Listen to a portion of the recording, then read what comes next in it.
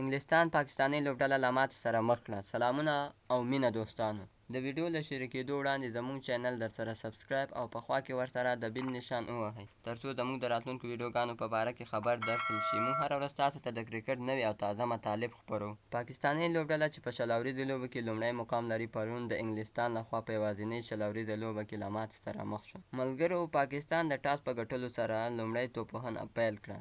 دې لوبډلې په شل اورونو کې د بابر اعظم د 65 او د حارث سهیل د 50 منډو په مرسته 183 منډې وکړې.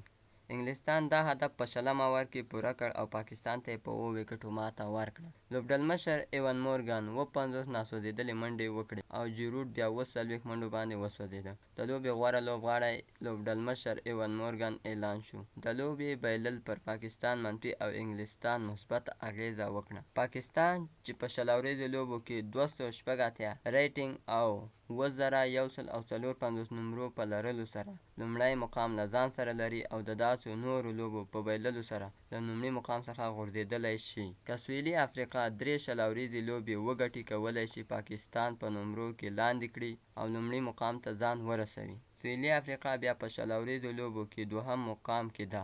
دا لوبډله 262 ریټینګ لري او 4196 نمرې لري. د پاکستان د لوبو بایلل او د افریقا لخوا د لوبو ګټل پاکستاني لوبډله د شل اوریزو لوبو د پاچاهۍ له تخت څخه غورځولی شي.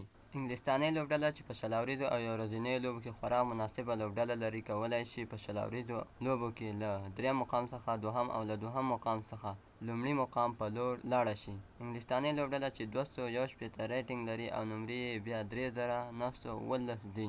استرالیوي لوبډله څلورم مقام کې ده. په دې ترتیب سره هندۍ لوبډله پنځم مقام کې او نیوزیلینډۍ لوبډله شپږم مقام کې. افغان لوبډله چې مخکې اتم مقام کې وه اوس له سریلانکا څخه وړاندې اووم مقام ته رسېدلې ده. سریلانکا بیا اتم مقام کې، ویسټ انډیز نهم مقام کې او بنګلادیش بیا لسم مقام کې ځای لري. اوس مهال د کرکټ نړیوالې شورا لخوا په شل اوریزو لوبو کې 80 لوبډلې ثبت شوي دي. پاکستاني لوبډله لومړي سر کې ځای لري او افغانستان بیا په اووم مقام کې ځای لري. ډیره مننه چې زموږ ویډیو مو تر اخره وکتله. تر بیا او بلې ویډیو مو په لوی او سپیڅلي لیزار سپارم. هر چیرته چې یاست ښاد، اباد او بریالي اوسئ.